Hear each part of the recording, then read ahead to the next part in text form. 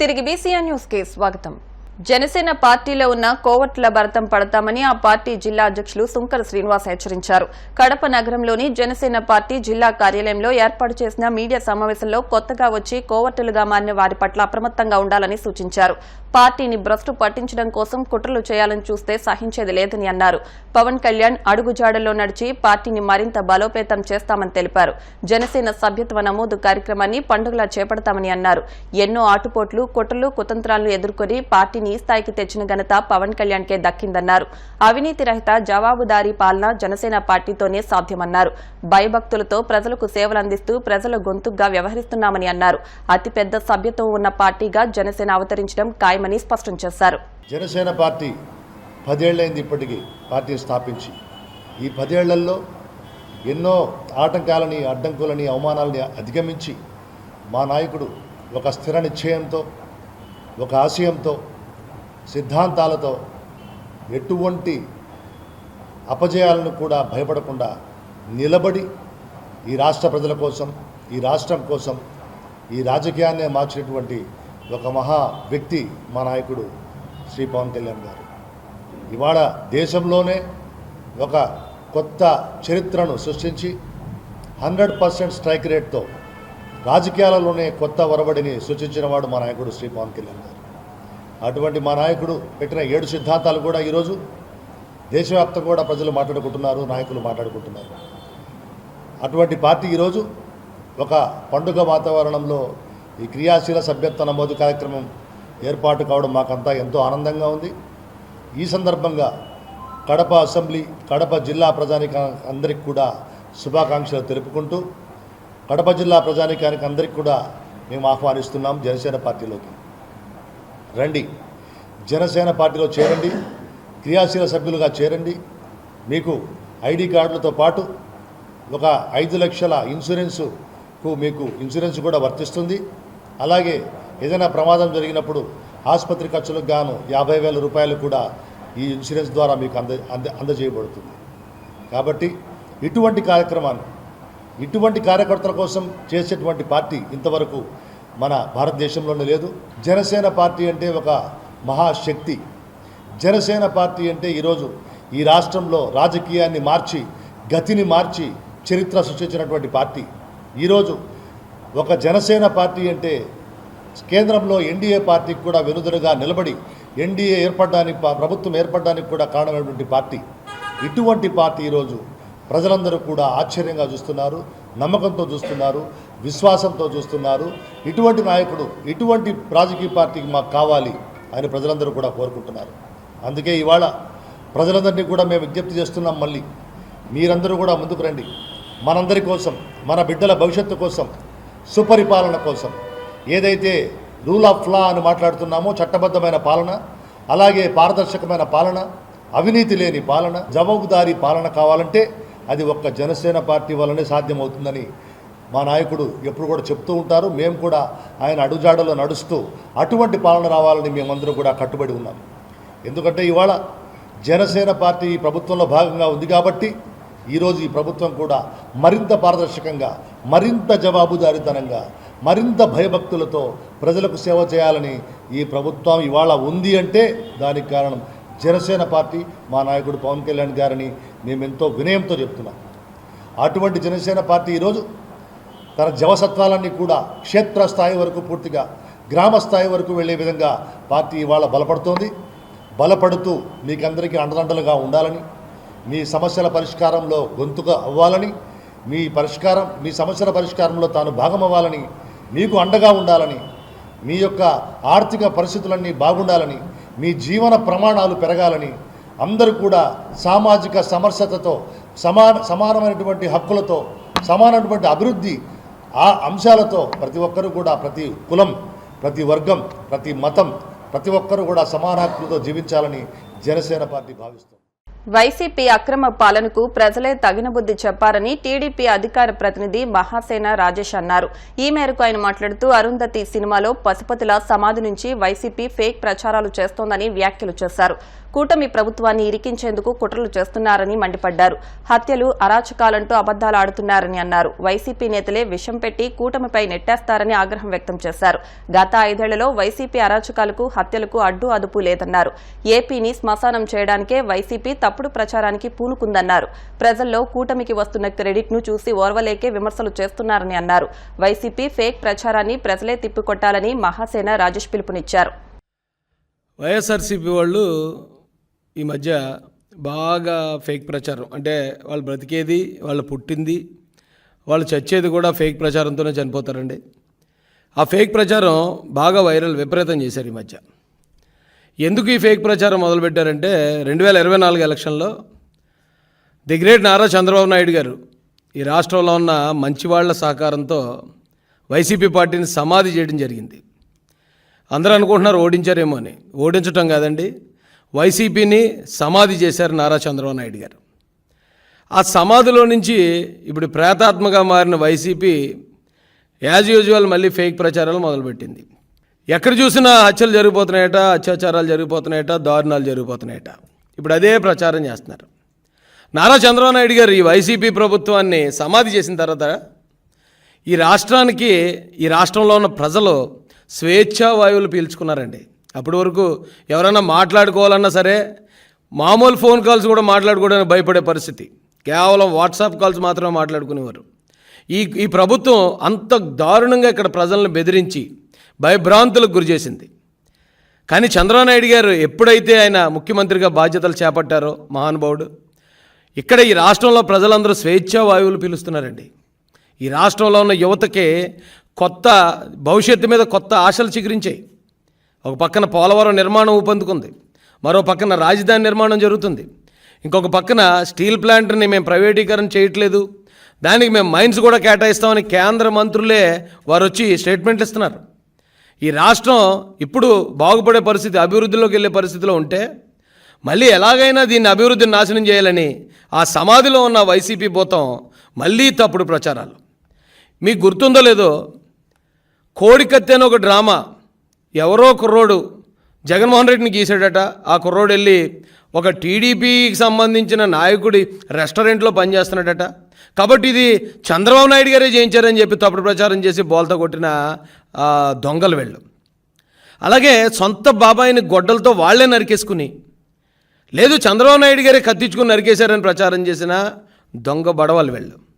అందుకే కదండి ఈ రోజున రాష్ట్రంలో వెళ్ళని 11కి పరిమితం చేసి మూలన కూర్చోబెట్టినా ఇంకా వీళ్ళ బుద్ధి మారలేదు. హత్యలు జరిగిపోతున్నాయి, అత్యాచారాలు జరిగిపోతున్నాయి. దీనికి తెలుగుదేశం ప్రభుత్వం కారణం అని సిగ్గు ఎగ్గు లేకుండా ప్రచారం చేస్తున్నారండి. ద్విచక్ర వాహనదారులు ప్రయాణం చేసే సమయంలో తప్పనిసరిగా హెల్మెట్ ధరించాలని కాకినాడ జిల్లా 3వ అదనపు న్యాయమూర్తి పి కమలాదేవి కోరారు. రాష్ట్ర వ్యాప్తంగా సామాజిక బాధ్యతగా న్యాయమూర్తులు గురువారం ట్రాఫిక్ నిబంధనలపై అవగాహన కల్పిస్తూ కాకినాడలో ర్యాలీ నిర్వహించారు.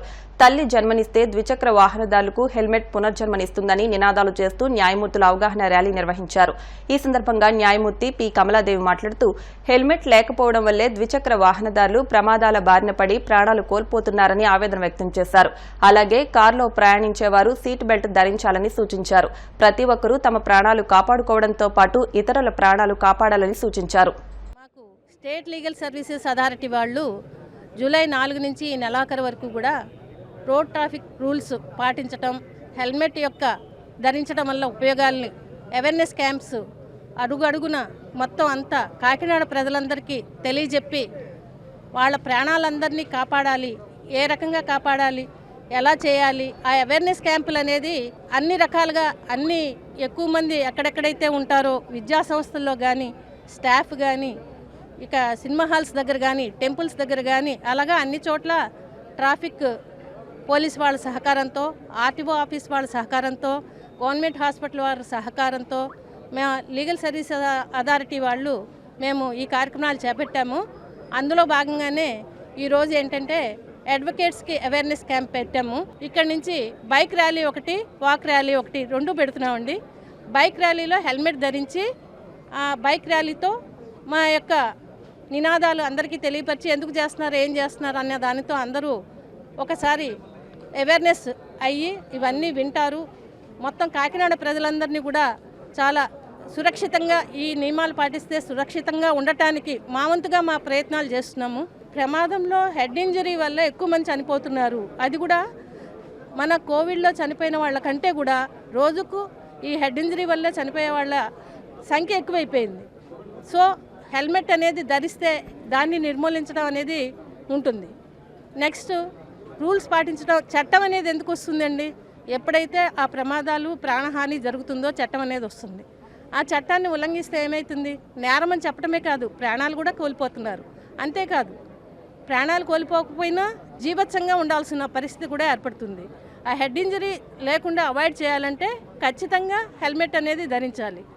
రెండోది, వాహన కండిషన్ చూసుకోవాలి, మైండ్ కరెక్ట్గా పెట్టుకోవాలి, ఓవర్లోడ్ చేసుకోకూడదు, మద్యం సేవించి డ్రైవ్ చేయకూడదు, లైసెన్స్ లేకుండా డ్రైవ్ చేయకూడదు, అలాగే రాంగ్ రూట్స్లో వెళ్ళకూడదు.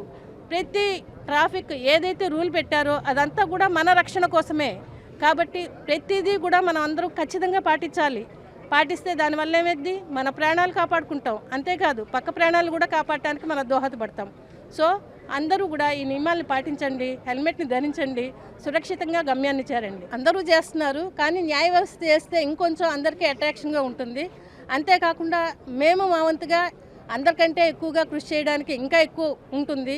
అందరినీ ప్రొటెక్ట్ చేయాలి, ఇంకా ఎక్కువ ప్రొటెక్ట్ చేయాలి అనేది ఏమనేది నా ఉద్దేశం. పర్యావరణ పరిరక్షణలో భాగంగా కోస్టల్ జోన్ మేనేజ్మెంట్ ప్లాన్ అమలుకు అంతా సహకరించాలని పశ్చిమ గోదావరి జిల్లా కలెక్టర్ చంద్రవాడ నాగరాణి విజ్ఞప్తి చేశారు. ఆంధ్రప్రదేశ్ కాలుష్య నియంత్రణ మండలి ఏలూరు ప్రాంతీయ కార్యాలయం ఆధ్వర్యంలో నర్సాపురం సబ్ కలెక్టర్ కార్యాలయంలో ఏర్పాటు చేసిన సమావేశంలో పశ్చిమ గోదావరి జిల్లా కోస్టల్ జోన్ మేనేజ్మెంట్ ప్లాన్ ఖరారు నిమిత్తం పర్యావరణ ప్రజాభిప్రాయ సేకరణ సదస్సు నిర్వహించారు. కలెక్టర్ అధ్యక్షతన నిర్వహించిన ఈ సమావేశంలో నర్సాపురం ఎమ్మెల్యే బొమ్మిడి నాయకర్, తాడేపల్లిగూడెం ఎమ్మెల్యే బొలిశెట్టి శ్రీనివాసు, టూరిజం శాఖ రీజనల్ డైరెక్టర్ వీరాస్వామి నాయుడు, ఆర్డీఓఎం అచ్యుత అంబారీష్, ప్రజాప్రతినిధులు, గ్రామ పంచాయతీ కార్యదర్శులు తదితరులు పాల్గొన్నారు. తీర ప్రాంతాల్లోని మత్స్యకార సంఘాలు, ఇతర స్థానిక వర్గాలకు జీవనోపాధి భద్రతతో పాటు తీర ప్రాంతాలు, సముద్ర ప్రాంతాల ప్రత్యేక పర్యావరణాన్ని కాపాడటం, స్థిరమైన అభివృద్ధిని ప్రోత్సహించడం, గ్లోబల్ వార్మింగ్ వంటి అంశాలపై కలెక్టర్ చర్చించారు. నర్సాపురం ఎమ్మెల్యే బొమ్మిడి నాయకర్, తాడేపల్లిగూడెం ఎమ్మెల్యే బొలిశెట్టి శ్రీనివాసులు మాట్లాడుతూ పర్యాటక అభివృద్ధి, కాలుష్య నియంత్రణలపై చర్చించారు.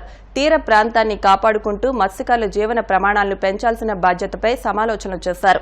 అనంతరం tourism regional director P Swami Naidu, ఇతర అధికారులు మాట్లాడారు.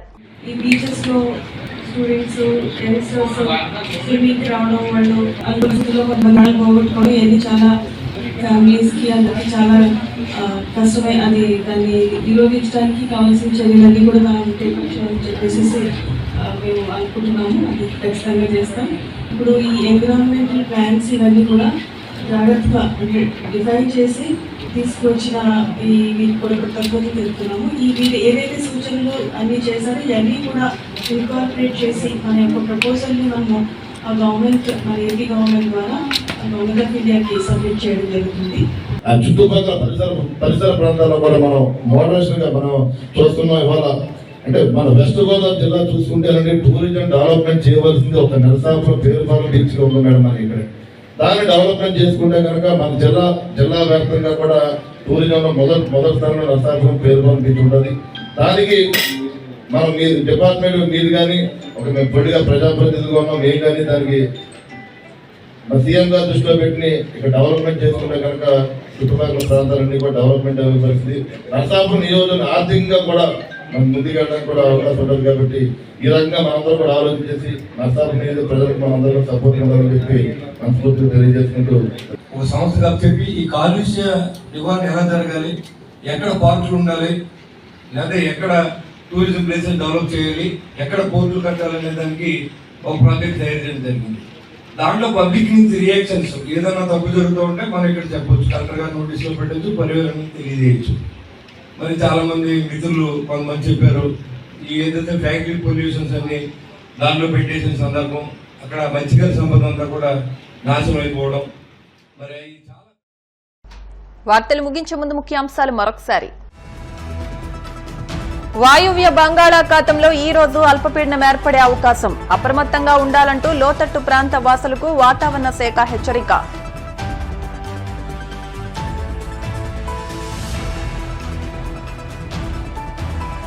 రాష్ట్రంలో శాంతి భద్రతలకు విఘాతం కలిగిస్తే సహించేది లేదన్న హోంమంత్రి అనిత. అరాచక శక్తుల ఆట కట్టిస్తామంటూ హెచ్చరిక.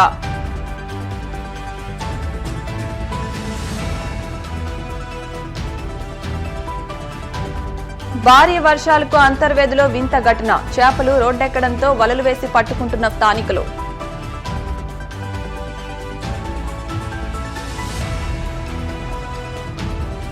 కాకినాడలో హెల్మెట్ పై అవగాహన ర్యాలీ. సురక్షిత ప్రయాణం చేయాలంటూ కాకినాడ జిల్లా 3వ అదనపు న్యాయమూర్తి కమలాదేవి పిలుపు. ఈ వార్తలు ఇంతటితో సమాప్తం.